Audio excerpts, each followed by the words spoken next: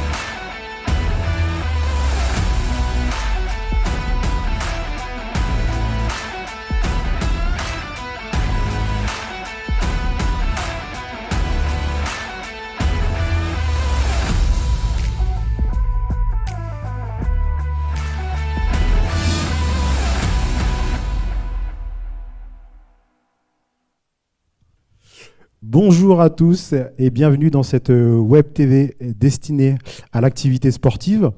Je vais vous présenter un petit peu pourquoi on est là aujourd'hui. C'est un projet dont la genèse, la naissance s'est fait avec la mission locale rurale du Grand Plateau Picard, qui est basée à Saint-Just-en-Chaussée. On a des jeunes qui sont connectés, qui nous regardent en live et qui vont interagir avec nous durant cette émission.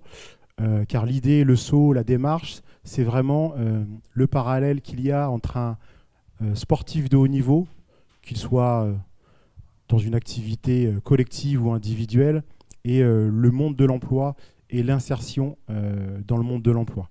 Les valeurs de l'activité sportive sont vraiment des choses qu'on peut dupliquer dans la vie quotidienne.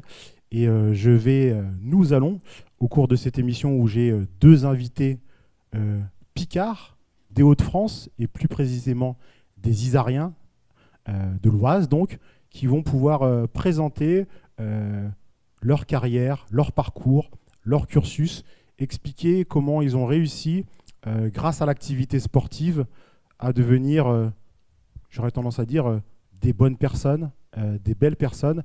Et c'est ça aujourd'hui qu'on va évoquer. Donc je tiens à remercier déjà la mission locale, je leur fais un gros big up. À son directeur, M. Kassimissé, qui nous regarde, qui a, quand je lui ai présenté ce projet, a dit oui, go. Et donc, voilà. Et du coup, notre premier invité, et déjà cette émission, elle est sous le sceau du basket. Voilà. Notre premier invité, vous le découvrez, il s'appelle Karim. Karim Souchu. Je lui remercie de venir donner de son temps et nous expliquer sa carrière, son cursus. Et voilà, Karim, hein, Karim que je connais très bien. Donc, comment ça va se passer? On va faire connaissance avec Karim.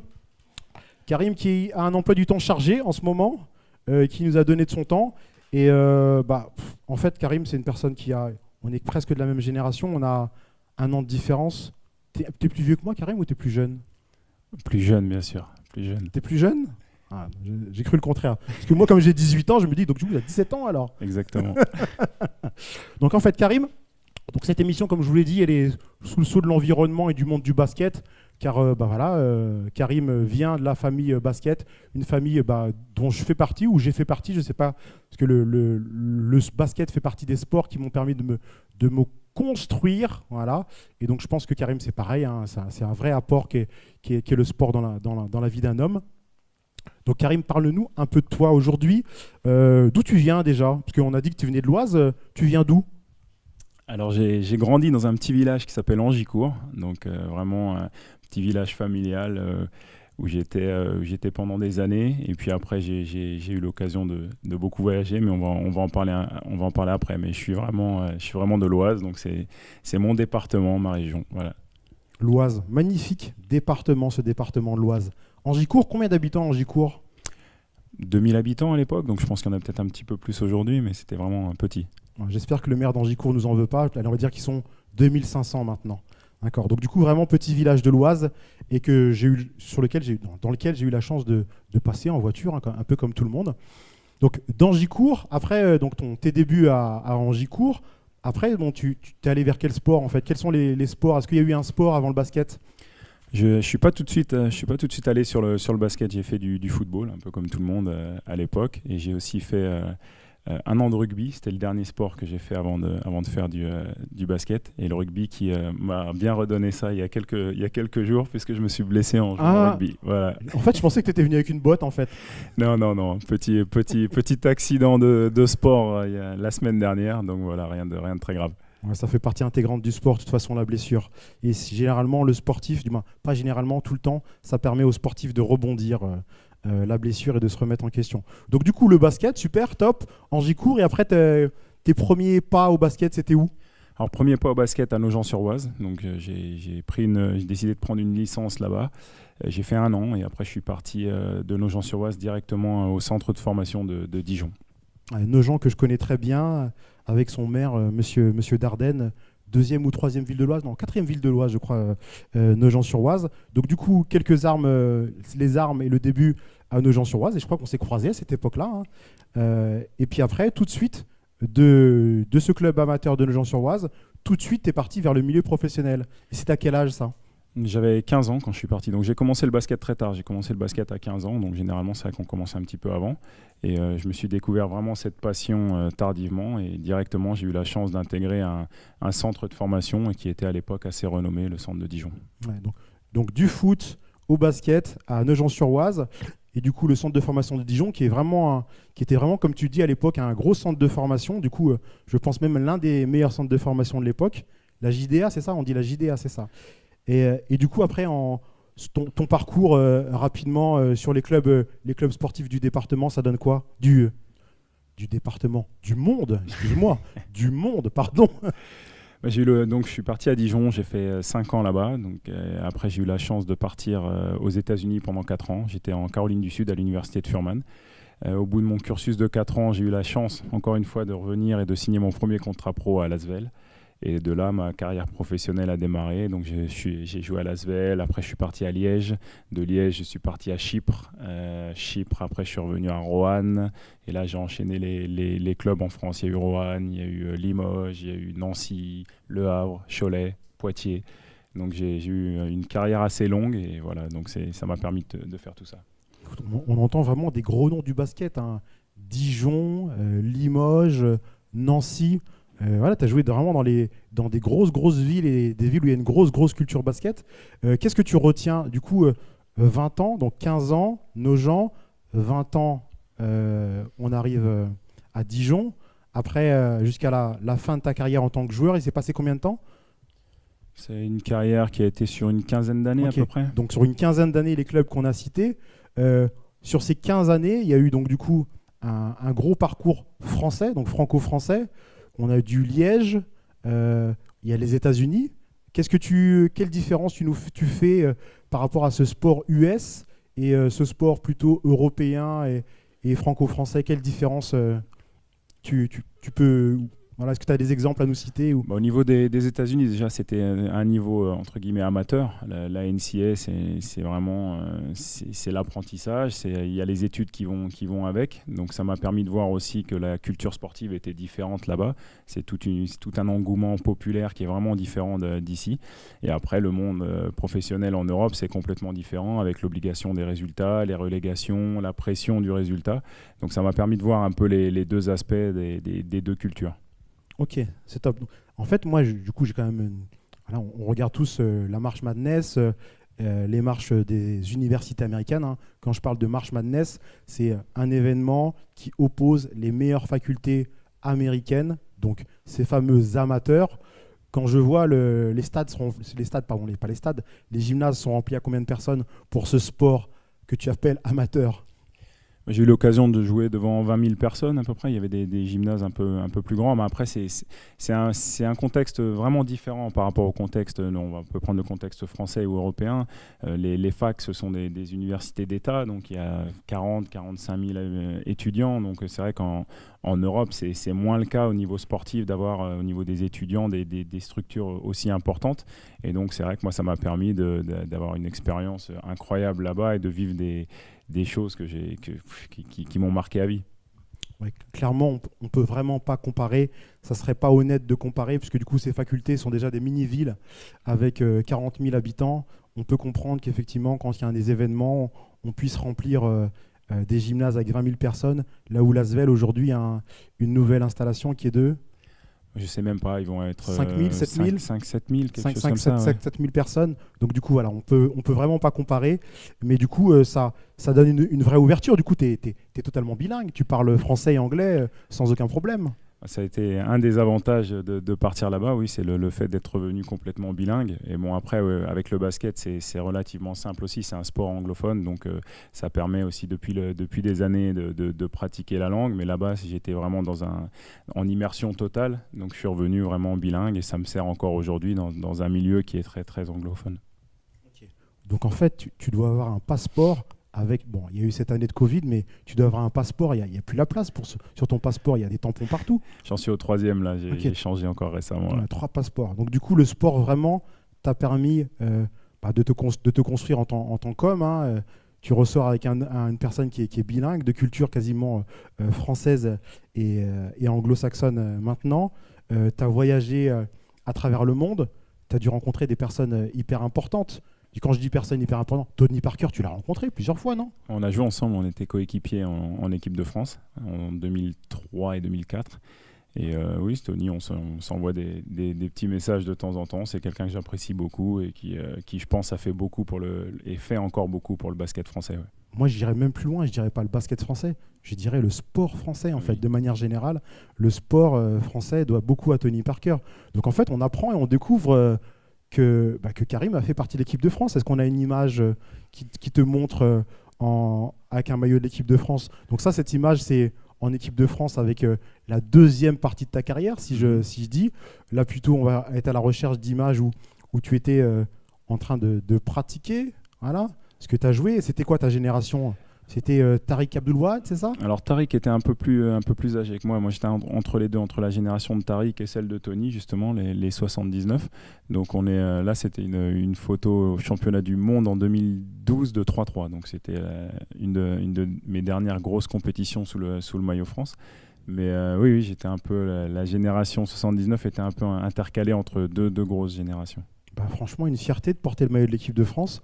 On va pas chanter la Marseillaise, mais c'est top. Franchement, jouer pour sa nation, qu'est-ce qu'on peut faire de mieux comme réussite sociale quand on pratique une activité sportive? Toute cette transpiration, ces sacrifices. Parce que est-ce que tu vois ça comme une dimension de sacrifice, le sport de haut niveau? Comment tu vois les choses? Ouais, le sport de haut niveau, c'est énormément de sacrifices. Il faut savoir que depuis mon plus jeune âge, quand j'étais adolescent, je me suis mis dans un milieu qui était assez élitiste, mais qui demande aussi beaucoup d'efforts, beaucoup d'abnégation. Et bon, voilà, moi, j'ai pas eu les petits moments un peu conviviaux qu'on peut avoir vers 15-16 ans, où tous les week-ends, on est avec ses amis, on est avec ses potes, on essaie de sortir un peu. Moi, c'était le basket et le basket. Donc voilà, c'est un choix. Après, voilà, c'est une carrière qui est courte aussi, mais c'est un choix qui demande beaucoup de sacrifices.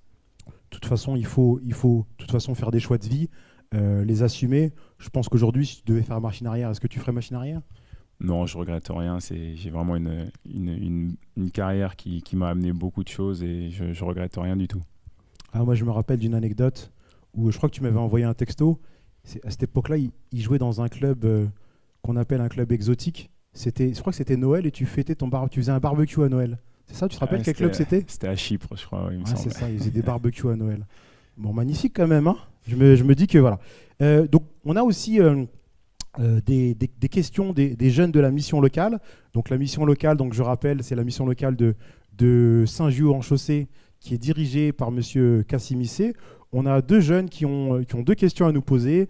Il y a une question qui est une question de Brice et une deuxième qui est une question de Brian. Je pense qu'ils sont connectés avec nous via Zoom. Je pense que s'ils ne le sont pas tout de suite, ils vont l'être. J'ai derrière, en back-office, une personne qui va me faire un joli pouce et je saurai qu'ils sont prêts et on pourra déclencher les questions. Mais sinon, on va continuer à avancer. Ah, ça y est, on les voit. La magie du live. On vit dans une époque où tout est possible. Je remercie les techniciens qui sont là derrière. et qui font un job de ouf. Et ben donc du coup, on va commencer par la question de Brice. Brice, tu nous fais un coucou, Brice? Ah, effectivement, voilà, ils nous entendent, mais avec ce qu'on appelle un petit décalage. Voilà. Ce décalage fait que quand je prends la parole et que je parle à Brice, il nous entend en décalage. Et donc Brice va se présenter et il va poser sa question. Je pense que le son va arriver. Et donc, je vais tout simplement me taire. Bonjour, Brice. Oui. Tu fais un coucou, Brice.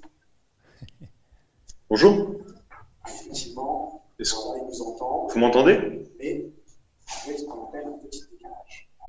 C'est à toi de parler, Brice. C'est à toi de parler.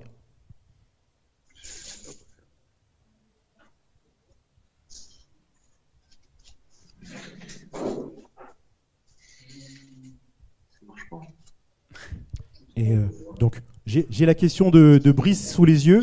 Donc, je vais poser la question de Brice. On va lui. Je reprends le relais. Donc, la question de Brice, je l'ai sous les yeux. C'est quel a été votre parcours vous permettant de devenir sportif de prof. Excusez-moi. Parce que j'entends en écho, j'ai le retour sonore de Brice. Merci. Quel a été votre parcours vous permettant de devenir sportif professionnel? On l'a évoqué un petit peu dans les grandes lignes, mais je pense que dans la question et dans l'attente de Brice, c'était peut-être quelles ont été les grandes étapes qui ont fait qu'à 15 ans, tout d'un coup, je le vous vois, j'ai l'impression. Je t'ai vous voyé, non? Ouais, un peu. Je te vous voyais. Je ne sais pas pourquoi, je le vous vois. Quelles ont été les étapes qui t'ont permis de devenir sportif de professionnel, Karim? Alors moi, la première étape, c'est déjà les Jeux Olympiques de Barcelone en 92. C'est là où j'ai pour la première fois vu du basket à un niveau exceptionnel. C'est la première Dream Team, l'équipe américaine. Et donc quand je les ai vus jouer, je me suis dit, voilà, ça c'est pour moi, c'est le sport que je veux faire. Et donc c'était la première étape vraiment qui m'a fait basculer sur le basket. Au début, je n'étais pas tellement sur ce sport-là. Et après, à Dijon, je pense que j'ai eu la chance de côtoyer un grand entraîneur qui s'appelait Joël Delaby et qui m'a vraiment formé de A à Z, puisque je suis arrivé là-bas, je ne savais pas du tout jouer au basket, pratiquement.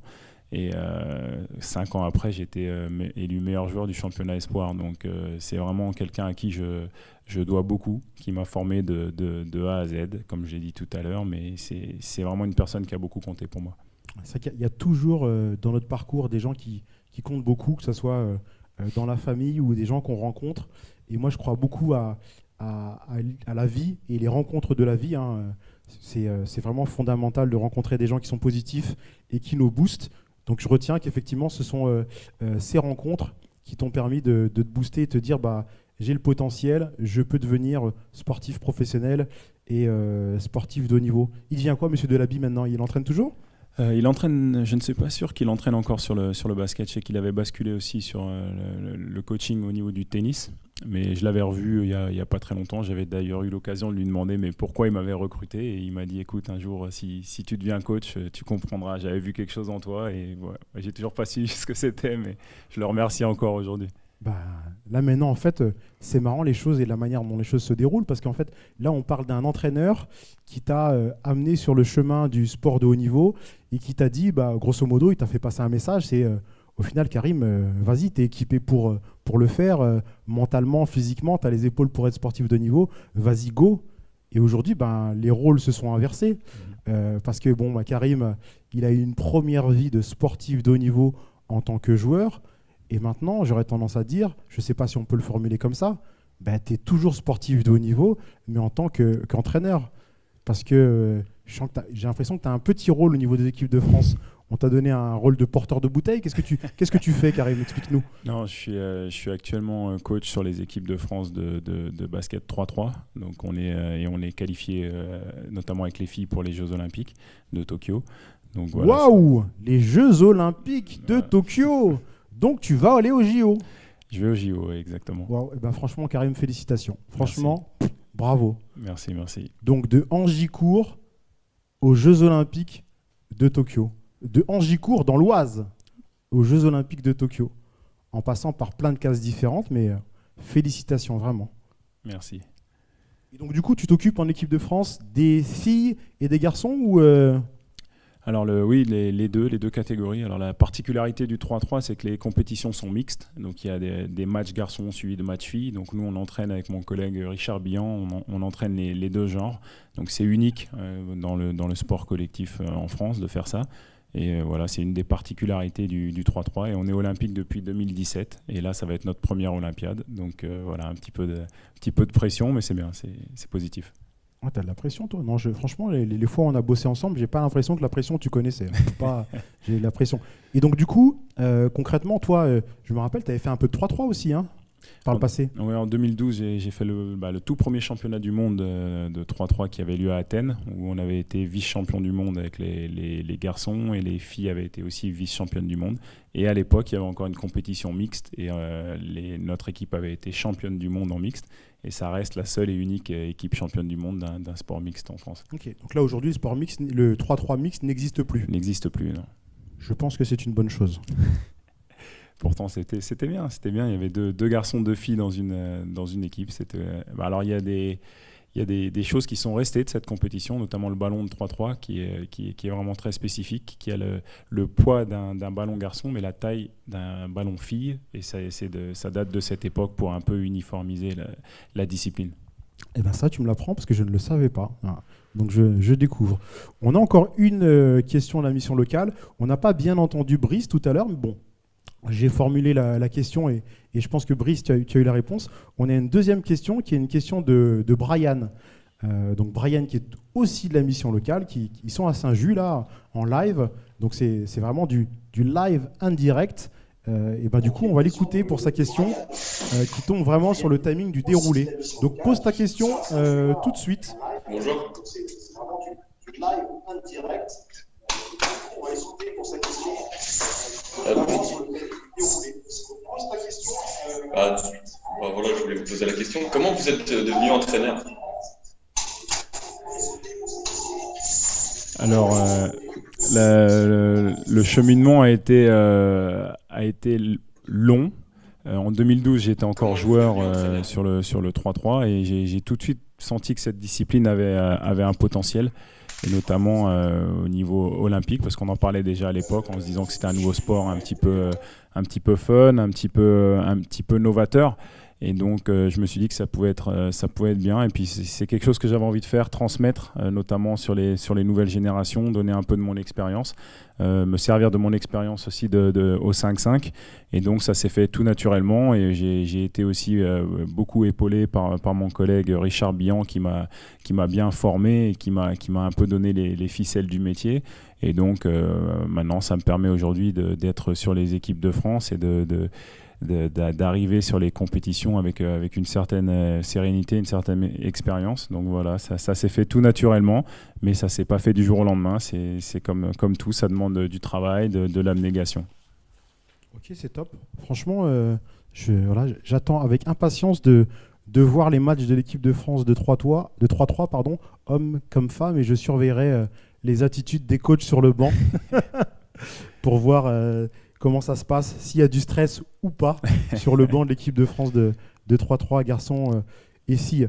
Karim, y a-t-il une question que je ne t'ai pas posée et à laquelle tu aurais voulu répondre? Un message que tu souhaiterais faire passer?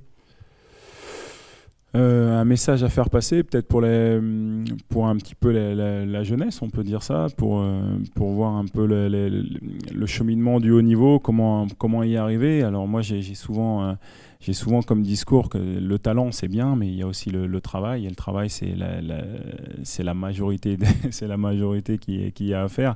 En gros, je dis toujours, le talent c'est 10% et le reste c'est du travail, de l'abnégation, de la détermination. Et actuellement, c'est vrai qu'on a un peu tendance avec tout ce qui est réseaux sociaux, tout ça, d'aller un peu vite, de vouloir les choses rapidement sans vraiment s'attarder dessus. Mais je mets vraiment l'accent sur le fait que pour obtenir les choses, faut avoir une certaine éthique de travail. Et c'est un peu ce que j'aime bien répéter. Ok, donc il faut de la patience et peut-être, si j'ai compris, être dans le monde réel en fait. Être dans le monde réel. Donc, est-ce que tu as un conseil que tu donnerais à cette jeunesse? Et en fait, je l'élargis parce qu'aujourd'hui, on est dans le département de l'Oise. Le département de l'Oise, c'est une vraie base arrière. C'est demain. Demain, on a les Jeux Olympiques 2024 qui vont arriver chez nous, au sein de notre territoire.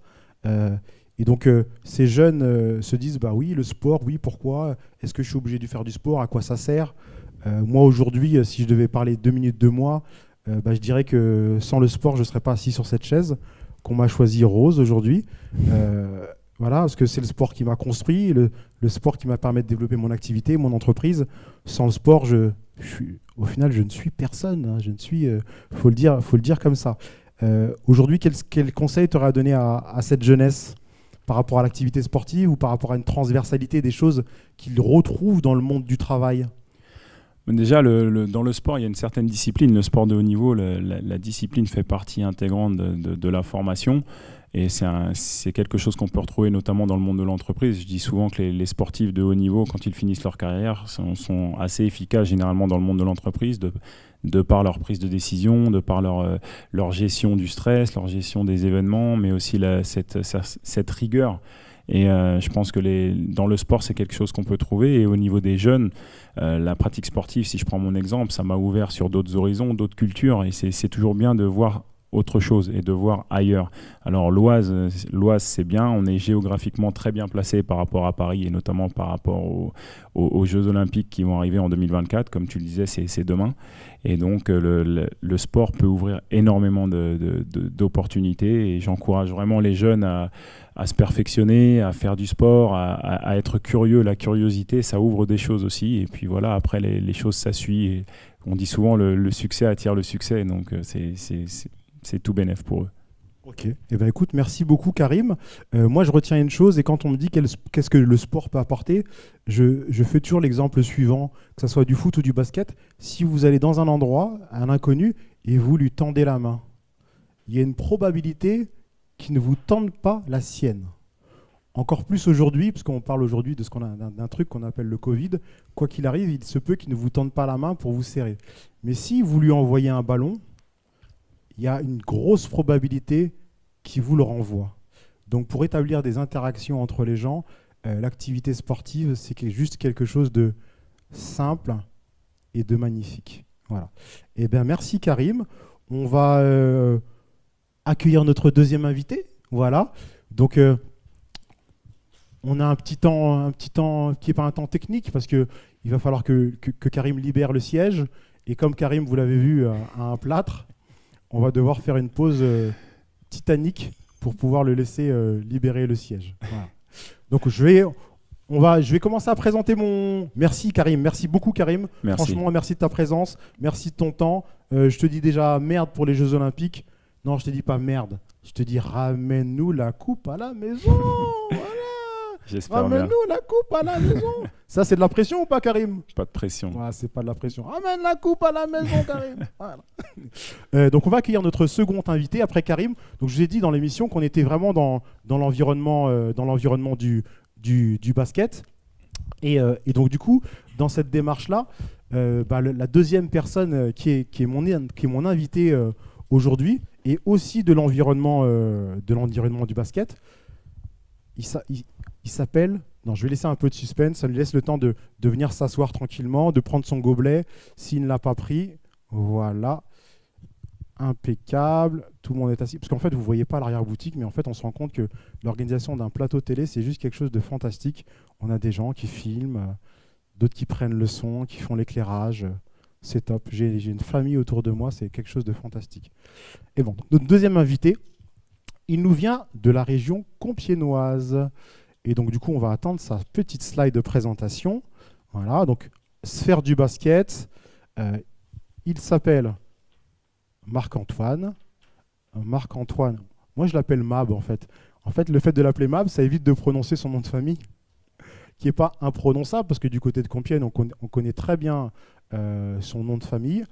Voilà, je croyais que j'avais à avoir une slide, mais elle n'arrive pas. C'est pas grave, ça ne me déstabilise pas du tout. Voilà.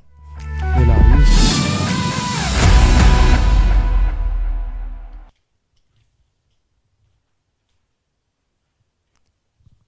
Et ben je suis revenu.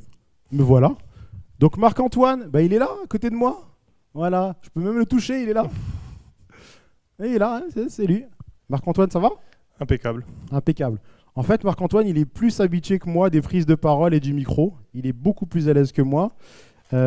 Donc, en fait, on a ici, je ne vais pas dire l'élite de l'Oise, mais presque.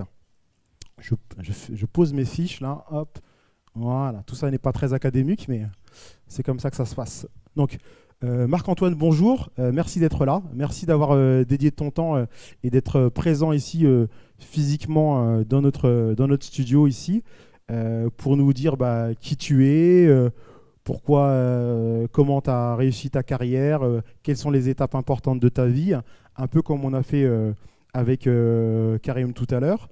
Donc, on sait déjà que tu as pratiqué le basket, puisque les deux invités sont issus de la famille basket. Donc, la première question que je vais te poser, c'est qui es-tu? Quel âge as-tu? D'où viens-tu? Même si je l'ai un peu dit. Alors, écoute, déjà, je te félicite, puisque tu disais que ce n'était pas très académique, mais il n'y a pas de faute d'orthographe sur mon nom, et c'est assez rare. Donc, je remercie les techniciens, et puis je te remercie également. Donc, Marc-Antoine Briquiez, moi, j'ai 36 ans. Je suis originaire d'un petit village de l'Oise qui s'appelle Saint-Léger-au-Bois. Et puis j'ai eu la chance, comme Karim, de vivre une expérience fabuleuse grâce au sport, grâce au basket, et qui m'a ouvert à la fois, qui m'a offert des rencontres incroyables, et puis qui m'a donné moi j'aime à le dire, une hygiène de vie en fait, tout simplement, et que je m'applique encore aujourd'hui. Eh bien c'est top. On n'avait pas parlé de cette hygiène de vie avec Karim.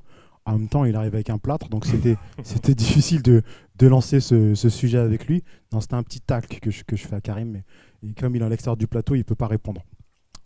Donc du coup, qu'est-ce qui t'a amené vers le basket? Donc, j'ai compris qu'est-ce que ça t'avait apporté, que tu avais commencé à Saint-Léger-au-Bois, d'accord? C'est ton premier club, là, tes premiers pas, ta découverte du ballon et tes premiers paniers, c'était là-bas à Saint-Léger-au-Bois, donc dans l'Oise.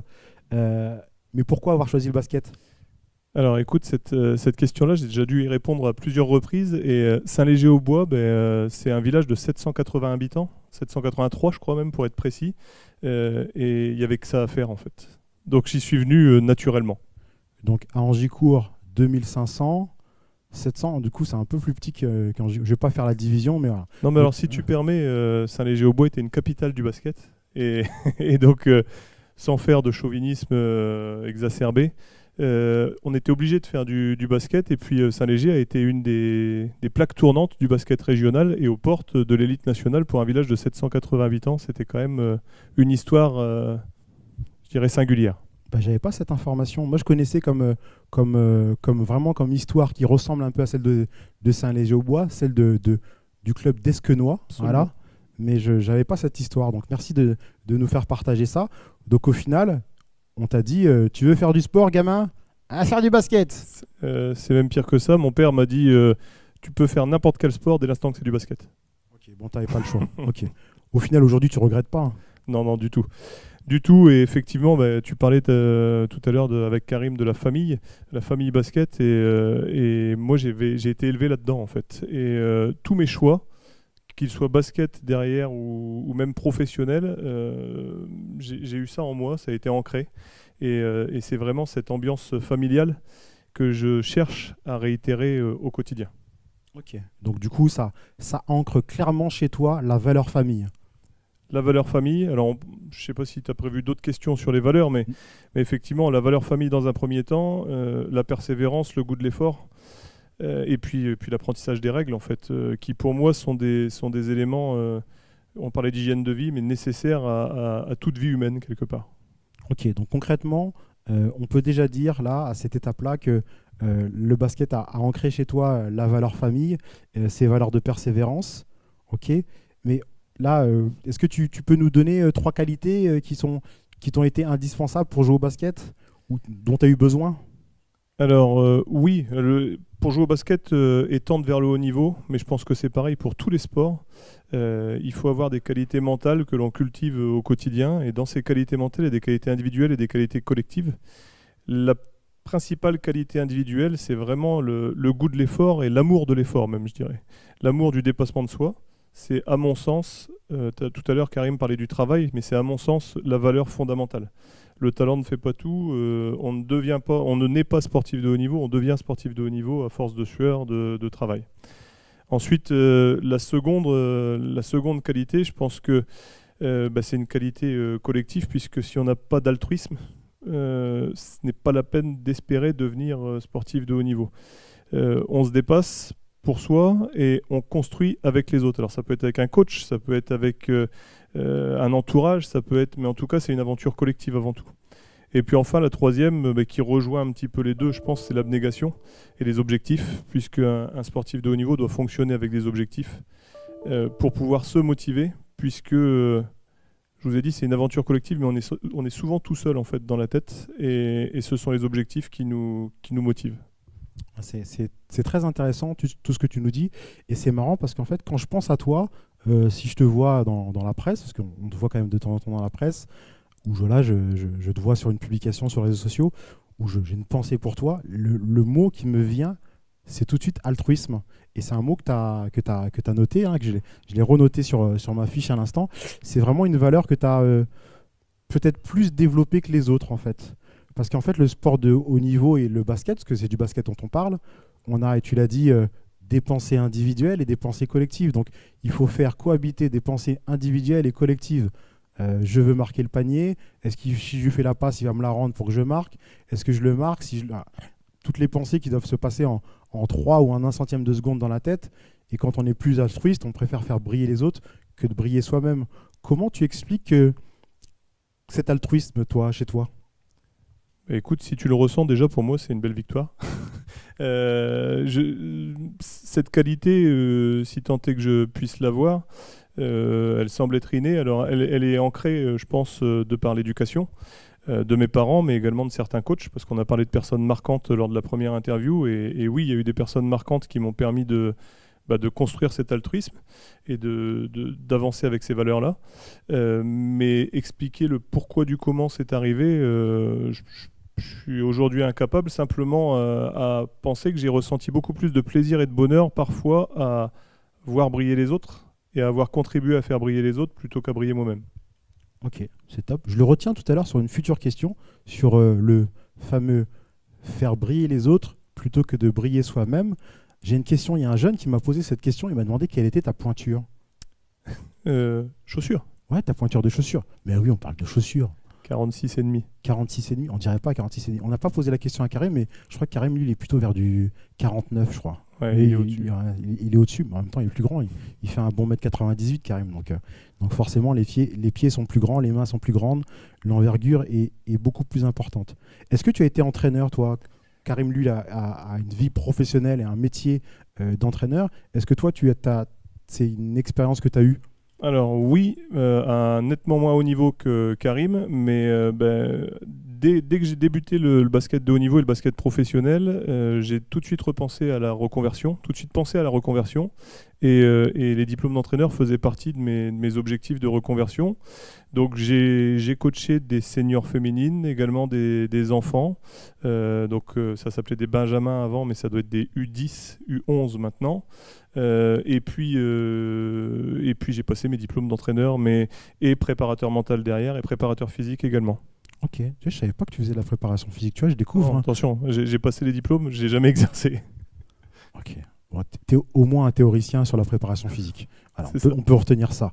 Et ben super, top. Tu as parlé de la reconversion, d'accord? Parce que voilà, sur le vécu basket, tu as eu une carrière de sportif, de amateur et de haut niveau. Parce que quels sont les clubs sur lesquels tu es passé? Raconte-nous, parce que Karim est passé par des bastions du basket français. Toi aussi, tu es passé par un super bastion du basket français. Alors, si tu parles de Saint-Léger-aux-Bois, oui. Saint-Léger-aux-Bois, bastion du basket isarien de la région Picardie. On peut toujours dire région Picardie, je ne sais pas si on a le droit, et de la région Hauts-de-France. Voilà, Saint-Léger-aux-Bois. Mais si on parle d'un bastion plus national. Ouais, alors le parcours, il est très simple. Saint-Léger-aux-Bois, Compiègne, Reims. Et puis le bastion dont tu parles est arrivé tout de suite après, c'est Pau-Orthez, les Lambernais, où j'ai eu la chance d'y jouer pendant 2 ans. Puis je suis revenu à Beauvais également, donc bastion du basket isarien pendant quelques années, où je suis resté 3 ans, et j'ai fini à Caen. Ok, donc on l'a refait. Saint-Léger-aux-Bois, Compiègne. Tu m'arrêtes si je dis une bêtise. Compiègne, Pau. Non, Compiègne-Reims. Compiègne-Reims. Entre-temps, quelques coupes de champagne du côté de Reims. Absolument. D'accord. Reims, Pau-Orthez. Est-ce qu'on dit Pau ou est-ce qu'on dit Pau-Orthez en fait? Alors, les puristes disent même l'élan Bernay, Bon, puisque l'élan maintenant c'est Bernay, Pau-la-Corthez. voilà. L'élan Bernay, je veux me fâcher avec personne. Hein. Franchement, je veux me fâcher avec personne. L'élan Bernay, puis de l'élan Bernay, retour à Beauvais. C'est ça, donc là, on ne peut pas, comme Villisarienne, on ne peut pas faire mieux que Beauvais, hein. Préfecture de l'Oise, je dis pas de bêtises, c'est ça? Absolument. Absolument, qui jouait à l'époque en Pro B. Voilà. Et puis après, Beauvais, la Caen. suite, Caen. Ok. Ça, c'est la fin de mon parcours professionnel. Puis après, Ok. bien sûr, je suis revenu dans ma région natale. Et À j'ai Saint-Léger-au-Bois? Non. Mais pas loin.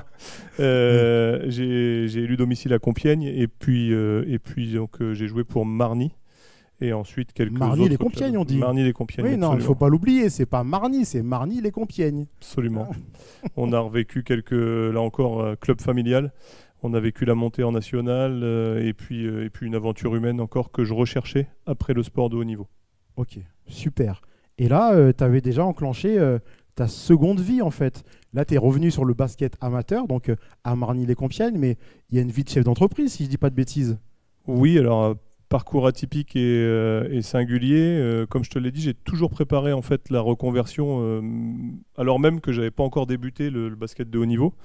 Donc j'ai poursuivi les études. J'ai eu la chance, déjà j'avais la chance d'avoir une année d'avance à l'école que j'ai su conserver pendant le sport-études, les centres de formation, etc. Et puis j'ai poursuivi sur les études supérieures jusqu'à un master européen. Et ça m'a donné la chance, déjà alors que j'étais encore en activité basket, de pouvoir monter ma première entreprise. Ok, une première entreprise, à ce moment-là, tu étais sportif professionnel. Oui. C'est rarissime, hein. De toi à moi, si j'en avais connu un joueur de Beauvais qui avait créé une entreprise, je crois qu'il louait Beauvais ou Saint-Quentin, qui louait des installations pour enfants, des jeux pour enfants, alors qu'il était encore en activité. Je ne me rappelle plus du nom de ce joueur, mais bon, peu importe, c'est pas très important. Aujourd'hui, je reviens un petit peu en arrière dans les échanges, parce que je vois cette question sous les yeux et je ne te l'ai pas posée. Qu'est-ce qui t'a donné envie de commencer le basket, au-delà du fait qu'on t'ait forcé? L'acte marquant et fondamental, déjà j'ai toujours été dans les salles de basket puisque ma famille pratiquait. Et quand on voit une victoire, même si c'est une Coupe de l'Oise, puisque là on est sur une émission isarienne, même si c'est une victoire en Coupe de l'Oise ou une finale ou quoi que ce soit, ça donne toujours envie. Et puis après, je suis un enfant de la NBA, hein, et comme l'a dit Karim, la Dream Team 92, ça reste l'équipe de sport collectif la plus populaire, la plus impressionnante, et celle qui a écrasé tous les adversaires, mais avec une certaine classe. Et c'est ça qui m'a donné envie. Ouais. On va dire aux jeunes d'aller googliser Dream Team 92. Allez vous tapez dans Google Dream Team 92 et vous verrez de quoi on parle, parce que pour l'instant, vous ne palpez pas ce dont on parle. Voilà, je ne vais pas faire le... Moi, j'ai un certain âge, hein, j'ai connu ça. Ils n'étaient peut-être pas nés en 92. Quand j'ai dit un certain âge, j'ai eu peur. J'ai un certain âge. On a une question de la mission locale de Saint-Just-aux-Chaussées. C'est une question d'Anthony que j'ai sous les yeux. Donc Anthony a une question pour Marc-Antoine. Donc comme on dit, Marc-Antoine nous a parlé de son parcours de sportif de haut niveau, passé par Reims, Pau, Orthez et d'autres clubs. Et Anthony a une question.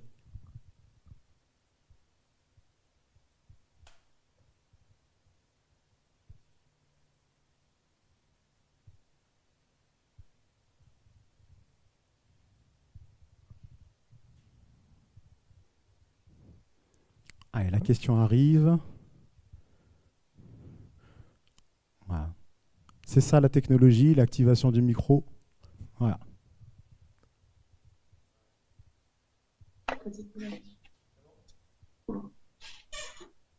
Bonjour tout le monde.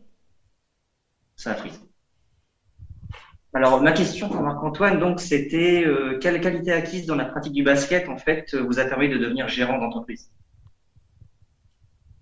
Eh ben, Anthony, merci pour ta question. On va laisser répondre Marc-Antoine. Alors, d'abord, merci pour la question. Effectivement, je trouve beaucoup de similitudes entre le sport de haut niveau et la vie de chef d'entreprise. La première, je pense que c'est la capacité d'adaptation. Lorsqu'on pratique le sport, alors que ce soit le basket ou d'autres sports, on est amené à prendre des décisions rapidement, à s'adapter, que ce soit à un terrain, aux adversaires, la prise de décision. Et ça, à mon avis, c'est un des acquis qui m'a permis de pouvoir monter, gérer et développer les entreprises. Et puis toujours cette notion d'altruisme, puisque une entreprise sans ses hommes, c'est pas grand-chose. J'oserais même dire c'est rien.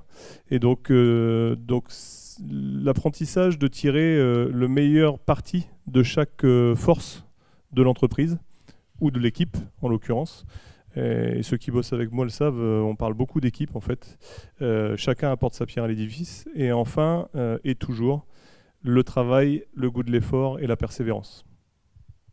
Ok, c'est top. Franchement, ce sont des bonnes valeurs qu'on retrouve dans l'activité sportive, qu'on développe sûrement, en tout cas moi je le pense, parce que ça fait écho à mon vécu quand tu en parles dans l'activité sportive, et qu'il est bien de pouvoir réinvestir dans la vie quotidienne. Donc ça, c'est top. Voilà. J'ai encore de nombreuses questions pour toi, Marc-Antoine. Il y a une question qu'on me pose. Là, du coup, elle est un peu hors cadre, cette question, mais j'aime bien te la poser. Parce que du coup, j'ai pas la réponse. C'est quoi ton style de musique, Marc-Antoine? Waouh, mon style de musique. Ça va, je pense que cette question va le déstabiliser. Il va le déstabiliser. Tu sais, je vais même teaser dessus. Tease. Je joue d'un instrument. À toi de le deviner. Ah, je savais pas. Je suis même pluri-instrumentiste. Mais j'ai commencé par un instrument que tu peux pas soupçonner. Et c'est pas mon style de musique. Là, je sais pas, parce que j'hésite entre la harpe et le pipeau. Le pipeau, c'est pour la partie politique que tu fais ça? Je sais pas. Non, mais oui, en fait, mes parents travaillant beaucoup, j'ai été beaucoup élevé par ma grand-mère qui adorait l'accordéon, et je suis accordéoniste au départ. Alors, t'imagines, un basketteur accordéoniste, c'était assez atypique.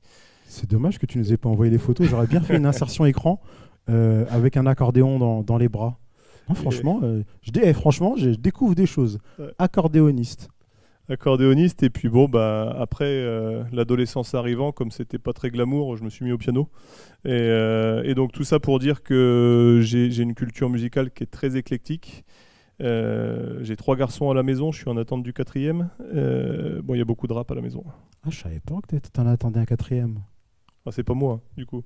Bah écoute, sur le livret de famille, il va être noté comme étant le tien quand même, rassure-moi. Ouais, j'espère. Bah oui. Ok, super, top. Et une autre question qui me vient là, du coup, comment moi personnellement, je te définis comme une personne bienveillante. D'ailleurs, si tu n'étais pas bienveillant, tu ne serais pas assis sur ce siège, hein, mais bienveillant, altruiste, une personne qui est disponible. Quand je dis disponible, c'est voilà, on a tous des activités diverses, et toi, Dieu seul sait que tu cumules les activités. Comment toi, tu décris ta personnalité? Eh ben là, tu vois, je suis plus déstabilisé par cette question-là que par la précédente. Je savais bien que j'allais réussir à le déstabiliser. Non, la personnalité, je dirais boulimique. Boulimique de travail ou boulimique de nourriture? Ouais, non, boulimique de travail, toujours envie de découvrir, de bosser. C'est d'ailleurs un sujet parfois sensible. Avec 4 enfants, je pense que tu vas être obligé d'activer le frein à main, hein, je t'explique. Ouais. Non, mais j'essaye de leur inculquer cette valeur travail, parce que je pense que sans ça, tu te construis pas, tout simplement. Et donc oui, boulimique de travail, et puis envie de se surpasser aussi tout le temps. Ok, donc ça c'est vraiment, là quand je t'entends parler, je fais vraiment le parallèle avec ta vie de sportif de haut niveau, où forcément il y avait besoin de se dépasser, de fixer des objectifs, de toujours aller de l'avant, d'aller chercher des titres, etc., etc. Donc là, peut-être on peut voir une image où Marc-Antoine était en équipe de France jeune. Voilà. Et donc ça, c'était... tu peux nous dire deux, trois mots sur cette époque? Alors, j'ai eu la chance... Donc, je suis né en 1984 pour les plus jeunes, quand même, pour les rassurer. Ouais, et j'ai eu la chance d'être en équipe de France avec les années 83 et les années 84. Donc, 83, dans les grands noms, il y avait Ronny Turiaf. Ronny Turiaf, ouais, ceux qui ont pratiqué le basket. Ouais. Ronny Turiaf, c'est la génération de Tony Parker. Ouais, C'est parce ça, que il a joué avec Tony Parker dans l'équipe de France. lui a fait 82 et 83 et donc il était un des fers de lance de l'équipe 83. Et puis 84 derrière, où il y avait le frère de Tony Parker au départ, Terence, qui maintenant est coach de l'Asvel. Et donc cette photo-là, si je ne m'abuse, ça devait être à Bourg-de-Péage en préparation des championnats d'Europe avec Ok. l'équipe de France 84. Impeccable. Et c'était un championnat d'Europe qui avait lieu où, tu sais ou pas? Oui, en Grèce. En Grèce, ok. Donc en fait, le sport, ça fait voyager. Hein. Ah Alors là là. là, tu me tortures un peu parce Ouais, que je j'ai sais, pas je été sais. sélectionné Je pour le sais, je championnat sais. d'Europe. Je sais, mais t'as voyagé quand même, Oui, mais effectivement, donc du coup, ça m'amène une question, et une double question, je vais la poser comme ça. C'est-à-dire que voilà, t'es une personne de notoriété publique, sportif, chef d'entreprise, élu, d'accord? Comment tu réagis face à l'échec? Eh ben, il n'y a jamais d'échec en fait. Quand on perd, on apprend. Quand on perd, au-delà d'apprendre, en tout cas je parle pour moi, parce que je dis quand on, c'est assez impersonnel, mais quand je perds, j'essaie de comprendre pourquoi j'ai perdu, tirer les enseignements, et puis tout simplement de comprendre ce qui ne s'est pas passé et de corriger derrière. Alors, je l'apprécie moyennement, hein, de perdre, mais, Je me doute. mais une fois que c'est encaissé, on essaye d'aller de l'avant. Ok, donc il y a vraiment cette étape d'autocritique et d'analyse qui est importante. Absolument. De toute façon, si tu veux progresser, tu es obligé de faire preuve d'une humilité importante et de te dire j'ai échoué, c'est de ma faute, c'est pas de la faute des autres. Et quelles sont les raisons, quoi. Ce sont des raisons intrinsèques ou non, mais en tout cas, il faut les trouver. En fait, c'est une simplicité criante de dire que c'est de la faute des autres. Hein. C'est un basique. Hein. C'est pas moi, c'est ta faute. C'est pas lui. Donc c'est très basique. Aujourd'hui, hein, toujours sur cette dynamique d'échec. Après, quand on a une vie comme la tienne, il y a forcément ce qu'on appelle les critiques. Aujourd'hui, avec l'activation des réseaux sociaux, quand on fait un peu de politique, les critiques, elles sont exacerbées, elles sont multipliées et remultipliées. Comment tu réagis face aux critiques? Alors là, pour le coup, tu peux aussi faire le parallèle avec le sport de haut niveau, en fait. Exactement. Puisque- Bonne préparation à une vie politique, le sport de haut niveau. Aussi. Parce que je l'ai vécu, hein, quand tu as dans les gradins quelqu'un qui dit hey, allez, cours plus vite, cours moins vite, tu tires toi. Effectivement, les critiques, c'est dans un match de basket, c'est 24 heures sur 24, c'est tout le temps en fait. Ouais, tu passes par tous les états. Alors tu peux même, dans le basket, qui est un sport qui va très vite, tu peux même être décrié pendant tout le match. Et moi, j'étais shooter, en fait. Il y a des matchs où j'ai rien fait. Tu as le ballon de la victoire entre les mains, parce que le coach, il continue à te faire confiance. Tu mets le panier. Tu sais que tu as fait un match, pardonnez-moi l'expression, mais un match de merde. Tout le monde t'a critiqué pendant 39 minutes et 40 secondes. Et les 20 dernières secondes, c'est toi qui fais la différence. C'est jouissif. Ouais, l'homme du match, c'est ça, l'homme du match. Non, c'est vrai que c'est une vraie, et je me rends compte quand tu en parles, que le sport est une vraie école de la vie. C'est vraiment, c'est quelque chose de magnifique. Ça nous permet de savoir gérer les émotions, de prendre des décisions, d'ancrer les bonnes valeurs. C'est juste top. Et c'est un outil qui est simple à mettre en place. Et les politiques sportives, elles sont très simples à mettre en place. On est juste sur une histoire de volonté. Et je rajouterais juste, excuse-moi, mais ça apprend à prendre du recul.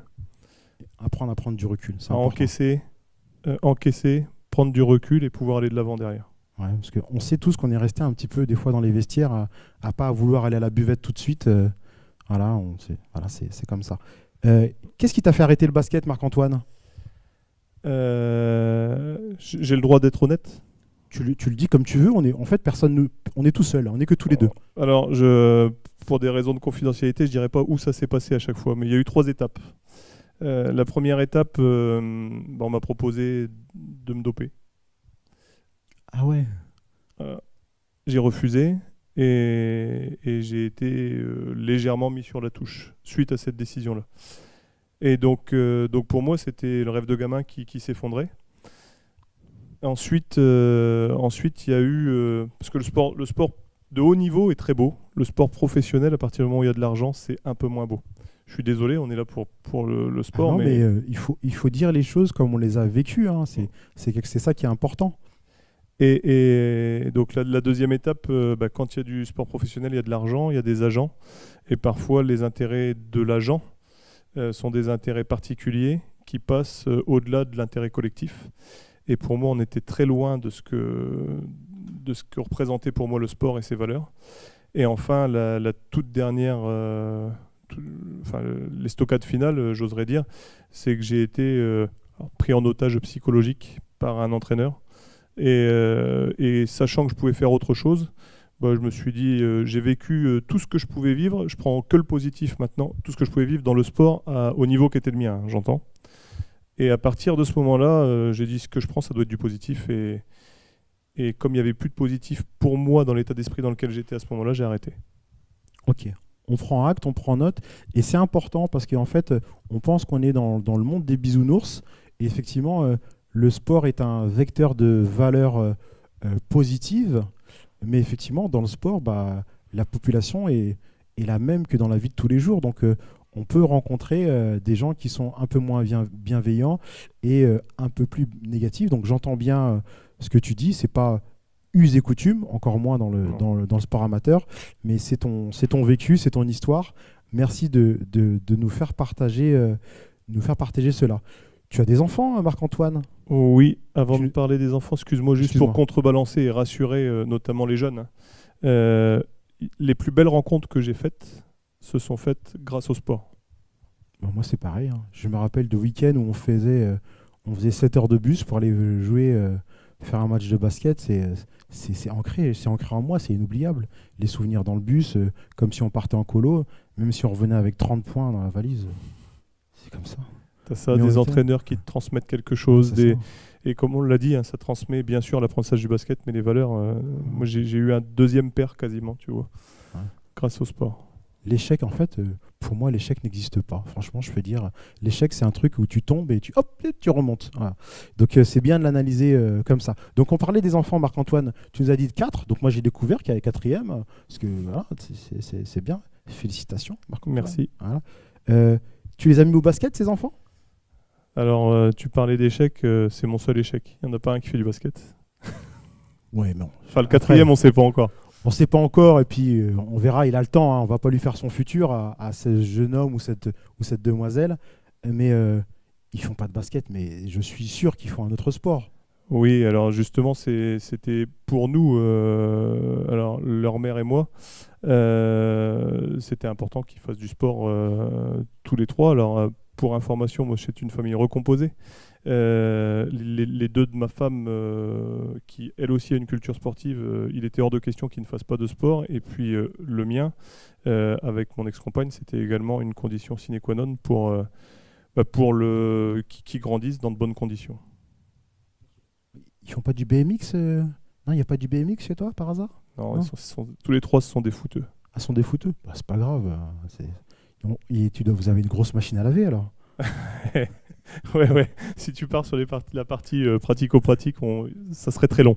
Parce que le retour du foot, en automne ou en hiver, on sait comment c'est. Faut tout mettre dans la machine. Faut avoir une grosse machine à laver. Ça fait partie de l'apprentissage aussi. Les gestes nettoyage, l'entretien, l'hygiène de soi, etc. Et je t'avoue que là-dessus, on a encore du travail à la maison. Ouais, en fait, c'est la vie. En fait, on se rend compte que c'est la vie. On a fait le tour des questions que moi j'avais pour toi. On a fait aussi le tour des questions de la mission locale. Il n'y a pas d'autres questions parce que l'ensemble des questions ont été posées. On va arriver à l'étape presque des remerciements. Moi, j'ai encore une question pour Marc-Antoine. C'est une question aussi que j'ai posée tout à l'heure à Karim. C'est, au final, y a-t-il une question que je ne t'ai pas posée à laquelle tu aurais voulu répondre ? Alors une question, non, mais une philosophie qui s'adresse plus aux parents et également aux jeunes.